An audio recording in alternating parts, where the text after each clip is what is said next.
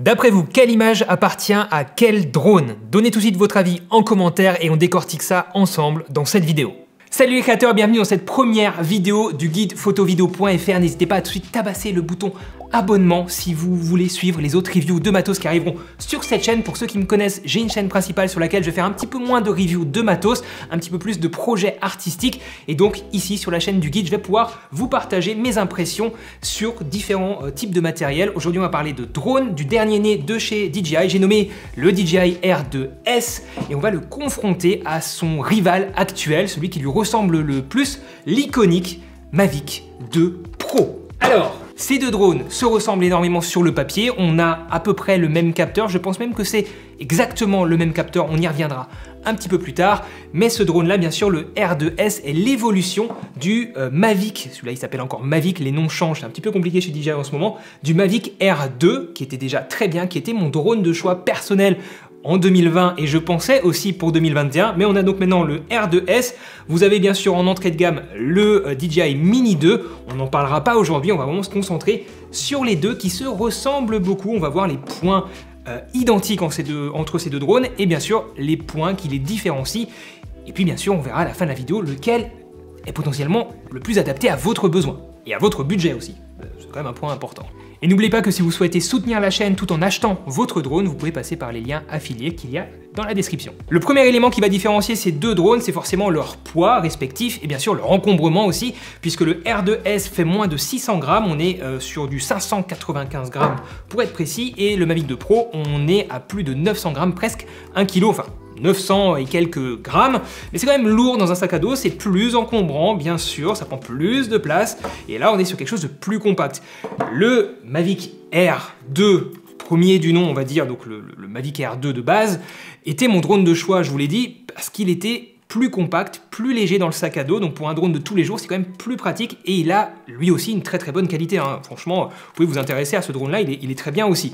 Et là, maintenant, on a les avantages du 2 Pro, a priori, sur le R2S, puisqu'on a un capteur 1 pouce avec du 10 bits, on en reparlera tout à l'heure, du log, etc., etc., plein de fonctionnalités très intéressantes pour avoir une très bonne qualité d'image dans un drone compact. Côté radio, maintenant, on est aussi là sur une différence, mais inverse, c'est-à-dire que la radio du Mavic 2 Pro est plus petite, plus compacte quand on la plie que celle du R2S. Ce format de radiocommande, c'est le nouveau format un petit peu chez DJI. On l'a sur le Mini 2, on l'a sur le R2 et on l'a maintenant bien sûr sur le R2S.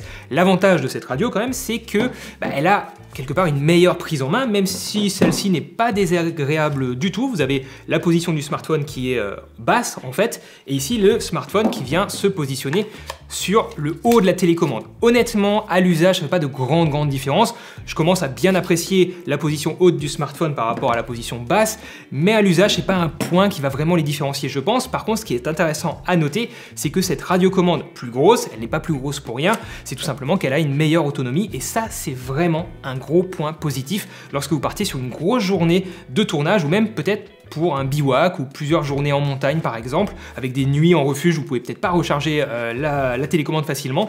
Avoir une grosse télécommande comme ça, c'est très bien. Par contre, dans le sac à dos, c'est plus lourd, ça prend plus de place. Il faut le garder en tête, mais c'est un point qui est forcément important à souligner ici.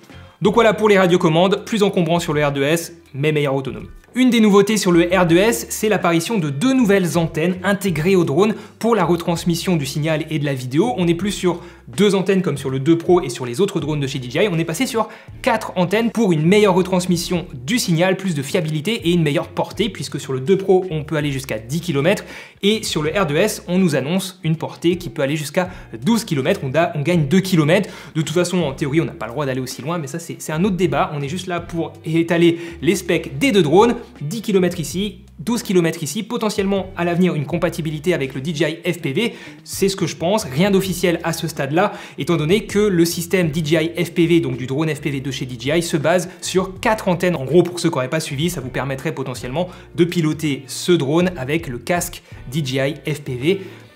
On verra ce qu'il en est d'ici quelques semaines. Côté autonomie, on est aux alentours des 30 minutes sur les deux drones, donc pas d'énormes différences à ce niveau-là. Encore une fois, la grosse différence, ça va être au niveau de l'autonomie de leur radiocommande. Si vous êtes amateur de vitesse et que vous voulez faire des courses entre des drones Mavic, sachez que le Mavic 2 Pro va l'emporter a priori sur le papier face au R2S, puisqu'on est sur 72 km/h en vitesse de pointe sur le Mavic 2 Pro contre 68 km/h ici sur le R2S. Petit test de stabilité pour les deux drones, ici c'est clairement le Mavic 2 Pro qui s'en sort mieux d'après nous. Il y avait beaucoup de rafales de vent lors de notre journée test et le R2S s'est montré beaucoup moins stable, moins rassurant avec ses à-coups. Bien évidemment il s'en sort très bien, mais reste un bon cran derrière le Mavic 2 Pro. Allez voir sur ma chaîne principale, à la fin de cette vidéo, hein, quittez pas maintenant, allez voir ce petit court-métrage Mavic R2S versus parcours, c'était très fun à faire et vous verrez un petit peu les capacités de vol, de déplacement, de dynamisme de ce drone sur le terrain.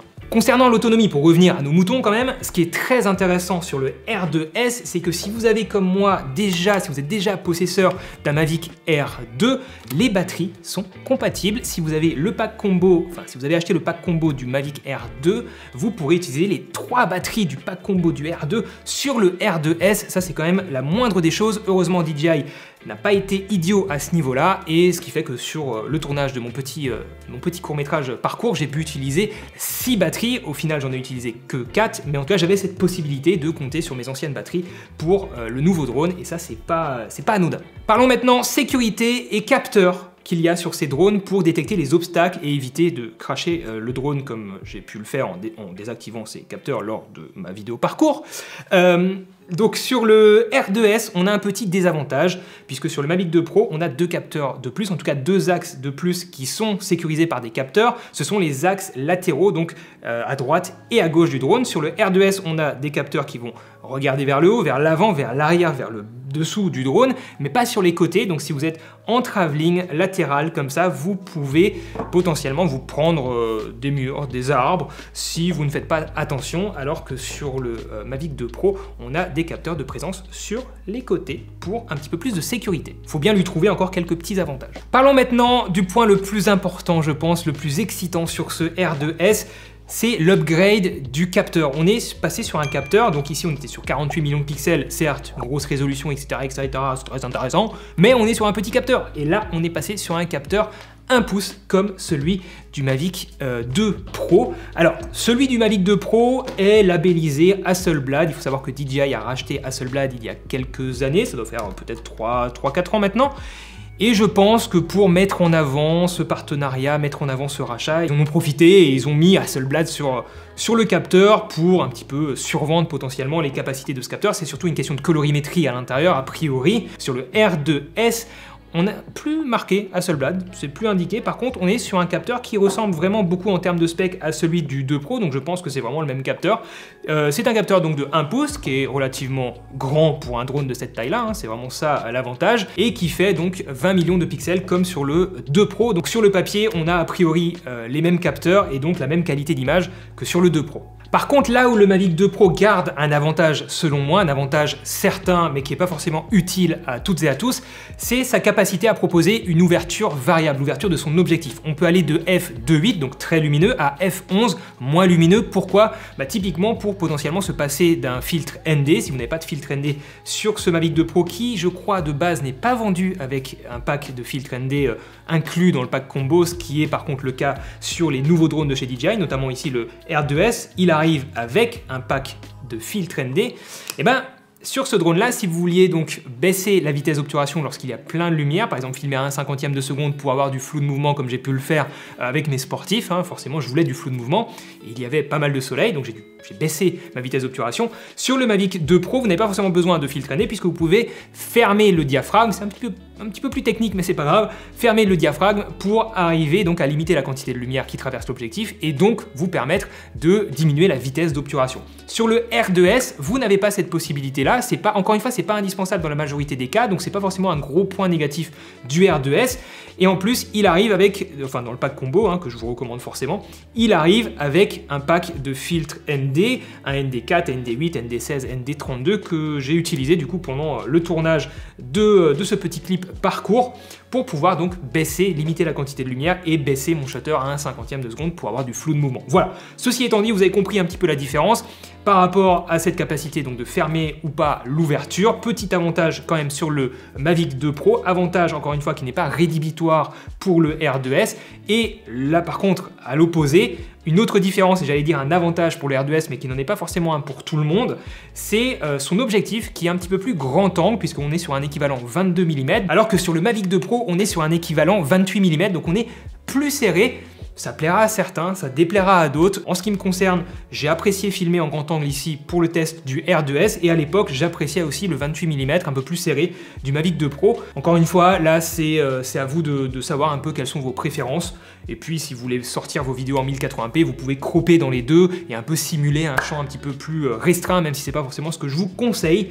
Mais voilà, vous savez tout maintenant sur le capteur, l'objectif, le champ de vision, etc., etc. Maintenant que j'y pense, il y a quand même un petit truc chiant sur le fait de ne pas pouvoir changer l'ouverture en plein vol, c'est que vous allez devoir à chaque fois poser le drone, l'éteindre, enlever le filtre ou mettre un filtre, rallumer le drone pour qu'il se réinitialise avec, enfin que la nacelle se réinitialise correctement et le refaire décoller. Donc c'est comme une perte de temps sur le terrain et c'est vrai que c'était un peu chiant sur le tournage de ce drone versus parcours. C'était un petit peu chiant parce que c'est un peu long, c'est un peu rébarbatif, c'est un temps de pause, faut l'éteindre, le rallumer, etc., etc. Donc ouais, donc finalement c'est quand même un avantage qui peut être intéressant pour le Mavic 2 Pro. Côté photo, caractéristiques photo, les deux drones se ressemblent beaucoup puisqu'ils ont le même capteur, 20 millions de pixels, une dynamique d'un peu moins de 13 top, ça reste très bien pour des drones à ce prix-là, hein, tout simplement. Et vous pouvez faire plein de choses avec ça. Vous pouvez shooter en JPEG et en RAW, les deux cumulés, JPEG plus RAW. On remarque tout de suite une différence de luminosité et de teinte entre les deux images brutes. Mais étant donné que nous sommes de grands professionnels, lorsqu'on édite le fichier RAW, il est très facile de faire correspondre les deux images. Bref, match nul à mon sens. Si on zoome maintenant dans l'image, difficile de trouver là aussi un vrai vainqueur, une vraie différence, plutôt logique, me direz-vous. Concernant la récupération des basses lumières, là aussi difficile de désigner un vainqueur par KO. Globalement, vous retrouverez les mêmes performances sur les deux drones, du moins à ISO 100. Et si vous trouvez que le R2S s'en sort légèrement mieux, nous sommes plutôt d'accord, mais rien de rédhibitoire pour le Mavic 2 Pro. Par contre, côté vidéo, ça devient vachement plus intéressant. Le Mavic 2 Pro, qui est un petit peu plus ancien, même s'il n'est pas si vieux que ça, est limité à de la 4K 30 images par seconde, ce qui est déjà très bien pour faire plein de choses. Par contre, si vous souhaitez réaliser des ralentis en 4K, vous ne pouvez de base pas le faire avec le Mavic 2 Pro, alors que sur le R2S, on a l'apparition de la 4K jusqu'à 60 images par seconde, comme sur le Mavic Air 2. Donc on a ça sur le R2S, mais en plus on a ce capteur 1 pouce comme sur le 2 Pro. Bref, on a ce qu'on aime sur le 2 Pro et sur le Mavic Air 2 dans un seul drone, et ça c'est vraiment cool pour créer donc des petits ralentis si vous filmez des sportifs comme je l'ai fait, ou peut-être des animaux qui se déplacent rapidement, même si attention, ne volez pas trop près des animaux, c'est pas cool pour eux et c'est peut-être un peu risqué aussi pour votre drone. Bref, vous pouvez créer des ralentis en 4K et ça c'est vraiment cool. Attention tout de même, lorsque vous allez filmer au ralenti avec le R2S, donc à 48, 50 ou 60 images par seconde, il y a un crop qui est appliqué à l'image. Mais personnellement, c'est pas quelque chose qui me dérange énormément ici, puisque ça permet de travailler sur un champ de vision plus serré et donc de varier un petit peu les focales dans votre clip vidéo. Donc c'est pas si dérangeant, mais c'est quand même important à noter. Mais c'est pas tout, parce que si vous êtes amateur de pixels, que vous aimez avoir plein de pixels dans vos images, une grosse définition, la plus grosse possible, puisque c'est la tendance aujourd'hui, ou tout simplement que vous voulez sortir votre vidéo en 4K, mais que vous souhaitez avoir une petite flexibilité lors du tournage pour potentiellement cropper dans votre image au montage, sachez que le R2S propose de la 5,4K jusqu'à 30 images par seconde. Lors de nos tests, nous avons constaté une légère différence de teinte entre l'image Ultra HD et 5,4K, mais rien de bien grave et il faudra réaliser d'autres tests plus approfondis pour valider cette tendance. Côté détail, clairement, la 5,4K n'apporte rien de révolutionnaire, on note un léger détail supplémentaire, mais n'achetez pas ce drone en pensant révolutionner vos images avec ça. Si comme moi vous aimez retravailler vos images en post-traitement, que vous cherchez la meilleure dynamique possible avec le plus de flexibilité en termes de retouches colorimétriques, sachez que le R2S comme le 2 Pro propose un profil D-Log en 10 bits, ce qui vous offre du coup plein de possibilités en post-traitement. C'est très agréable pour les personnes qui aiment retravailler, comme moi, leurs images. En gros, ce que vous pouvez retenir pour cette partie vidéo, c'est qu'il n'y a pas de grosse différence en termes de qualité. Par contre, en termes de possibilités, on a l'arrivée donc de la 5,4K si ça vous intéresse, et la possibilité de filmer en ralenti donc sur le R2S. Sur nos tests vidéo, nous avons constaté cette fois un léger voile sombre et à nouveau une teinte légèrement plus jaunâtre sur l'image du Mavic 2 Pro, ici à gauche de l'image. Côté détail, lorsqu'on observe les images à taille réelle, difficile de trouver des différences, pour ça il faut zoomer. Sur cette première image, on peut avoir l'impression que le Mavic 2 Pro s'en sort un petit peu mieux, mais il ne faut pas oublier la différence importante de focale entre les deux drones. Et sur nos autres tests, on se rend rapidement compte que l'image du R2S est plus détaillée que celle du Mavic 2 Pro. Est-ce un ajout de netteté en post-traitement? Je ne pense pas, et c'est une très belle surprise en faveur de ce nouveau drone. On observe clairement davantage de détails ici sur l'image de droite et cette teinte jaunâtre sur l'image de gauche. Côté mode de vol intelligent, les deux drones proposent un certain nombre de modes de vol intelligents pour vous faciliter la tâche si vous n'aimez pas ou si vous n'êtes pas à l'aise pour le pilotage. La principale nouveauté, c'est l'arrivée des Master Shots. Il s'agit d'un outil très ludique qui vous permet de laisser le drone gérer de façon totalement autonome les prises de vue et le montage d'un mini-clip. Vous avez juste à sélectionner votre sujet et le drone réalise 10 manœuvres créatives différentes et revient ensuite se positionner, le tout en 2 minutes. L'application vous propose ensuite un petit montage que vous pourrez directement publier sur vos réseaux sociaux. Si vous êtes débutant et que vous cherchez la simplicité, clairement cette fonctionnalité est très sympa et fonctionne à merveille. Sinon, si comme moi vous préférez réaliser vos manœuvres de façon manuelle et tout faire vous-même, ben vous vous en foutez. Et au passage, je ne sais pas si vous avez remarqué, mais on arrive à apercevoir les hélices sur certains plans.